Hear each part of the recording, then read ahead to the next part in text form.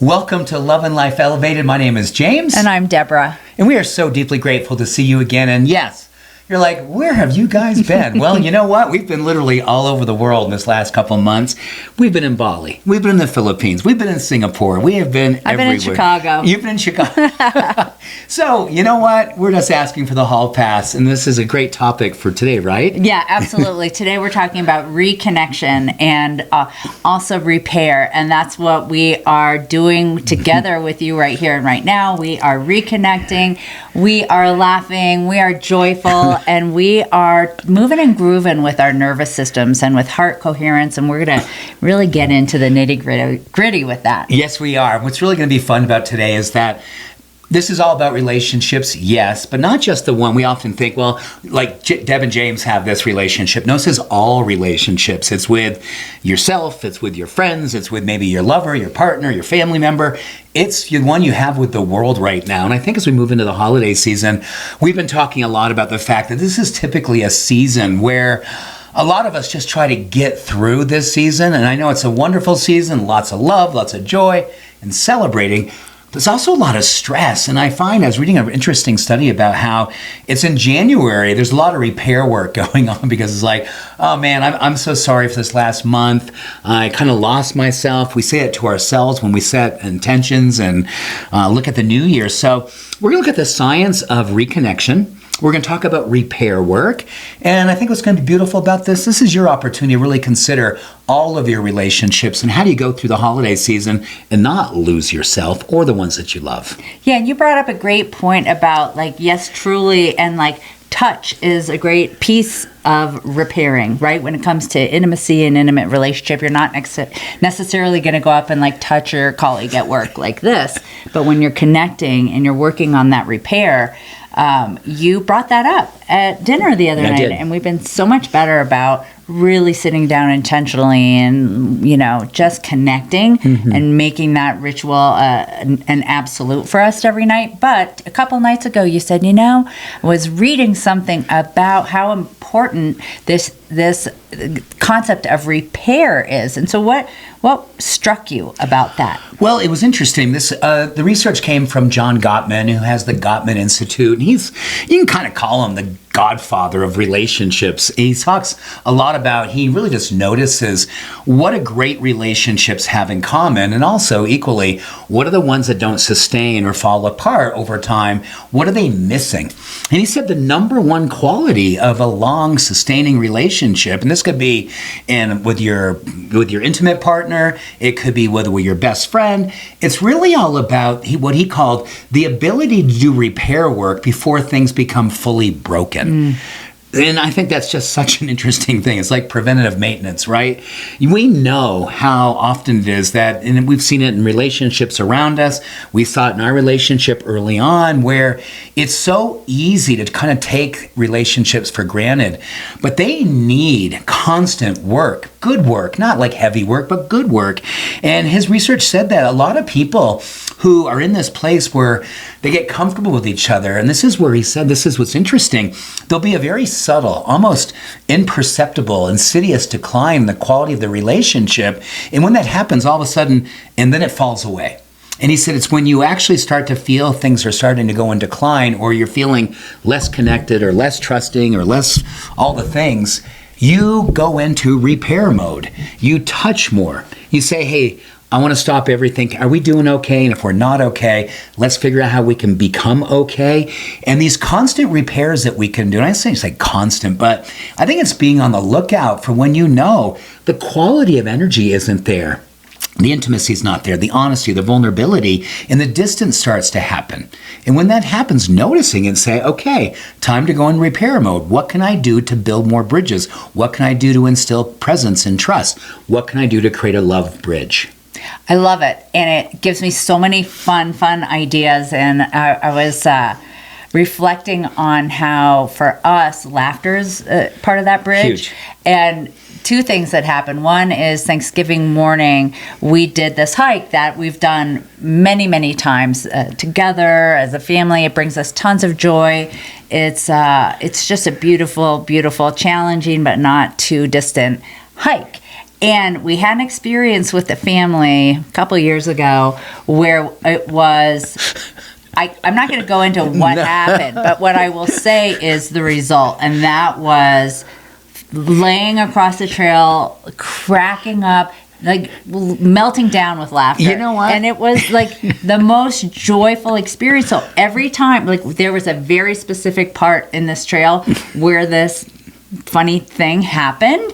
And so when we got to this point, it was just James and I on this hike this year, and immediately we got the giggles because it brought us right back. And even though that seems like, well, how does that even relate to reconnecting? Because sometimes when you're hiking, you're in your own thing. You're single file, one person may be back, we have the dogs, we're thinking about other things. But in that moment, it reconnected us to like joy, laughter, being connected, being human. And I love those kind of things. And then the other thing was that it's never too late. Like that was an instance that happened a few years ago. But again, 2 days ago, you came in and you said, hey, can we just pause for a minute? Because I don't think we fully acknowledge this experience or what I don't even remember what it was. And it was like we didn't give this enough energy. We weren't in a space where we could really connect on it. And then again, it was such a great, joyful opportunity for laughter. And that's just what really connects us, I would say. The laughter, the touch, the eye contact, and repair work. You're right. It was hard at first. And then once, it was such a relief once we surrendered to it, right? Yeah. Oh, God, thank God I don't have to be right all the time. Yeah, and I think the biggest thing that I'm starting to learn more and more, 33 years in this relationship with Deborah, is that I love just being honest about where I'm kind of not feeling as good as I like to feel about the way I'm showing up in relationship or what I sense is going on between the two of us. And, you're right, because I think over time you get better at advancing this. You don't wait till it's too late. And I think you're more open and vulnerable to say, hey, you know what, I've got a part in this and I'm going to do my best to,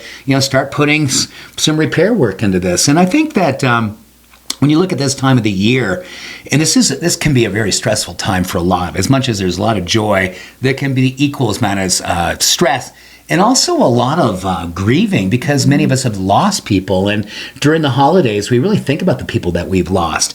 So this is also a time, I think, that we can really look at the different rituals that we can bring back into place.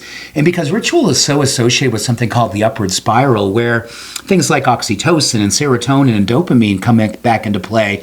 So anytime that you give it a name and you ritualize it and you really, really ordain it as special, it has a force multiplying effect for your physiology and your neurochemistry. And I think it's really about slowing down enough to recognize when things are not awesome, or when you're feeling a sense of sadness or you're grieving a loss. Really give yourself the opportunity to go, I need to ritualize. I need to bring a ritual and it's going to plug me back in, because what's so great about ritual, it's predictable. And I think we'd all say like, man, it is hard in life right now to see any kind of predictability.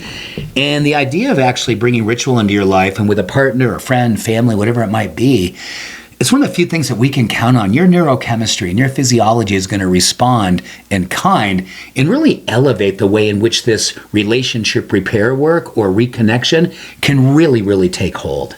Gosh, 100%. And you just gave me so many ideas around that with this idea of micro moments of reconnecting and scientifically what it's doing in our bodies, from increasing oxytocin, lowering cortisol, lowering stress, and how we see that. To your point, especially this time of year, we also see it in our teams at work and in leadership, being really stressed, crunching, needing to make certain numbers by the end of the year, and then how that might outpicture with, dumping onto your team. But if you're in a leadership position, if you can just take that moment to connect with a teammate, and also this is a great time for repairing friendship, because let's face it, the world has been really hard, and we're letting politics creep into our relationships and our friendships, and we may have been shorter with somebody than we wanted to. We may be cutting off ties, severing ties, shortening relationships, conversations around things. So this is such a great time to take those small moments, these micro moments in connecting and just saying, hey, are we okay? Do I have an apology that needs to present itself? And whether that's with your sweetheart, your kid, your parent, your friends, your coworker. I know that, listening to our kids who work in healthcare and retail right now and lots of other aspects, it's hard out there. People are short, people are stressed. And so taking a moment, how can we reconnect? Hey, are we okay? And it's a work in progress for us all the time. So I agree, we do need to rely on ritual, and that really, really works for us. So let's give some other ideas of what that could look like. Well, I think the thing that you touched on is the fact that life seems to be moving very fast for a lot of us. And I think that pace only tends to increase during the holidays. And one of the things I do a lot with people I coach, and I used to do it with patients, is make the distinction between efficiency and sufficiency. Because I think sometimes when we feel like we're, time starved, we start to really work on efficiencies, like how quick, how can I get this done? Very transactional. Where I think sufficiency is much more transmissional. Like, I'm going to go ahead and really take the extra moment and do the thing that actually makes that person know, I really do care. I'm not trying to be efficient. I'm trying to do the sufficient thing, which is take a moment, ask the important question, be vulnerable. And I think what's really, you said something, and I was looking at a study years and years ago, and you made me think of it again. Just the vulnerability of looking to a friend, looking to your lover or partner, family member, and just simply going, are we okay? Are we okay? Literally is one of the most vulnerable and healing and courageous things that we can do, because you're basically saying, hey, I'm sensing we're not okay, or I'm sensing we could do better. And when you open up with that question, it immediately creates trust. It immediately creates an opening where the person you're addressing feels like, oh, I can step in now. I can address this. I can say something hard. I can ask for more. I can say, I feel the same way. What can we do? And I think that's a big part of it, right, sweetheart? You and I have, thank goodness, come to a place that when, number one, we're really good at forgiving each other pretty quick. We don't delay on that. Another thing I think we're also really good is just picking up on the subtle things that can go on in any relationship when you work together and you spend as much time we do together. We kind of know when our business mode has kind of eclipsed the husband and wife, the best friend, the intimacy mode, and we know we can be better with our boundaries. And then together establishing better boundaries so we don't have that bleed into other areas of our life where we lose each other. Yeah. What are you thinking about? I was thinking of a lot of things, but I guess I was daydreaming a little bit because I was really stuck on ritual. And one thing that was really cool that happened for us, because we definitely have separate mindfulness practices. And when I say separate, like you do yours in your space, I do mine in my space. And I like having that space. I like doing things together. But we're also funny with we're not huge data geeks or wearable technology geeks, but we each have certain wearable technology that we look at to see kind of how are we performing. And so I'm specifically want to talk about heart rate variability when it comes to reconnecting and ritual, because two examples. One is that when we were away, and we were specifically when we were doing our retreat, we did a lot of breath work in the group, and we did breath work together that was very intentional and purposeful and awesome, and what really allowed our nervous systems to really come together, but also to settle. And we weren't doing it for any particular reason except for the practice and the ritual of it. And it was a few days later, I'm not checking my, all my stats all the time, my data, but I noticed a few days later, oh my goodness, I'm having the best heart rate variability scores that I've had in months. And it all came back to like this intentional breath work that we were doing together as part of reconnecting, as a part of connecting with the group. And then part two, sorry for the long-winded story, but when I, a few weeks ago, had the opportunity to spend time with friends, reconnecting, friends who moved out of, town, moved out of state, hadn't spent time together, and we just had a great time. Long walks, great food, amazing conversation, and I get home, and I was telling James, I looked back. I'm not looking at my watch while I'm away and connecting with friends, but I get back and I was blown away at the highest heart rate variability score that I have had probably all year. And it was really with that, just letting my guard down, feeling connected, continuing with my own personal practices, and how reconnection is so key, because HRV, we've talked about it on this podcast before, heart rate variability is an indication of stress. And how well are you controlling your vagus nerve? And we talk about how breath work, meditation is so key. James's cold water ritual, his sauna ritual, all of these things are so great, but do we ever think of what a phone call to someone that we love and haven't talked to in a long time would do? That also really nourishes our nervous systems. Gosh, there's so many things that I can go with on that, but I want to go to the most basic, simple part of this. It's heart rate variability. And I think a lot of us start kind of going into these modes in life where we're just pushing. We're just pushing. We're driving. We're just kind of putting everything we can into every single day and really, really in that hustle mode. Heart rate variability is measuring how well you are with stopping the hustle and the pushing and allowing your heart to open all the way. Because it's the space in between, the contractility is where this measurements happen, that space. The more that space can be lengthened and strengthened, and it's all about lengthening and strengthening relationships with yourself, with the people around you.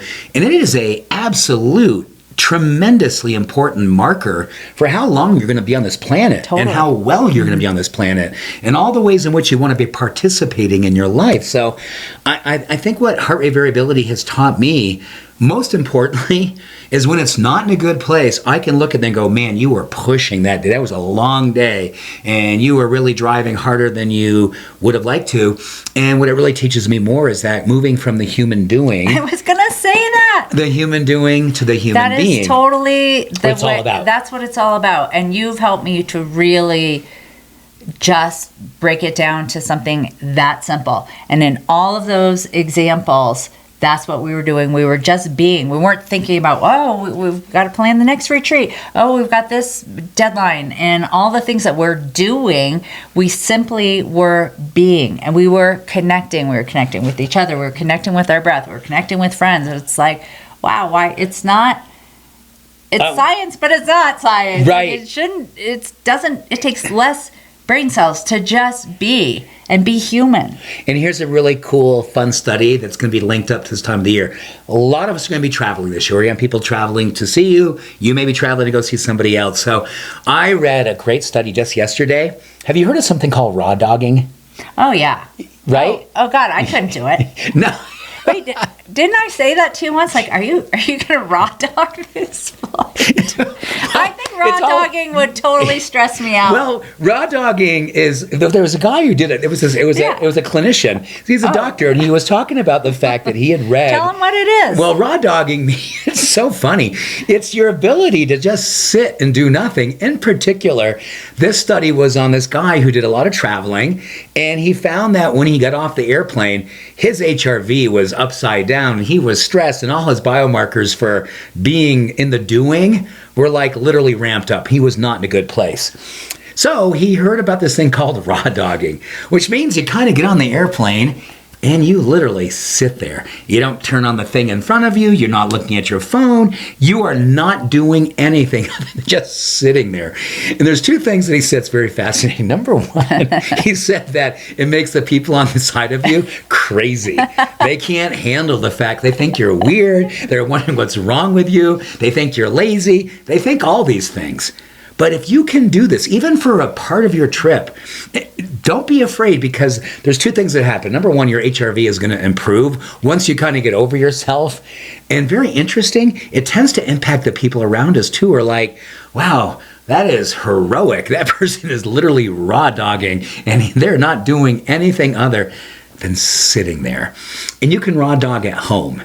Raw dogging doesn't mean you have to do it on an airplane. In fact, I've been doing a little bit of this. I have a whole evening kind of practice that I do.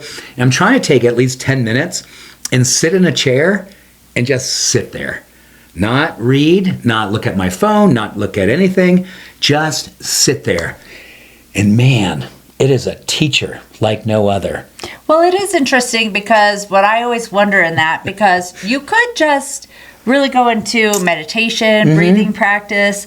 I think when I read probably the same study that he's sitting there with his eyes open. Yeah. And so that's where the weirdo part comes in. Like, what is he staring at?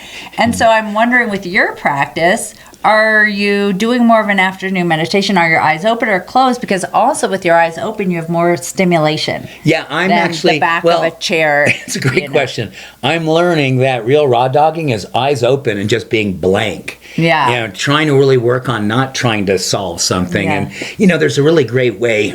When I was learning how to meditate a long time ago, I was asking the question because I was like, man, when you're meditating and these thoughts are coming in, what do you do? And do you try to break them down? And are you judging the thoughts? And my meditation teacher, this is when I was in Nepal, and I was in Kathmandu, and I was having these questions about all these thoughts that are coming, and like, what do I do with these thoughts? How do I stop them? What do I do with them?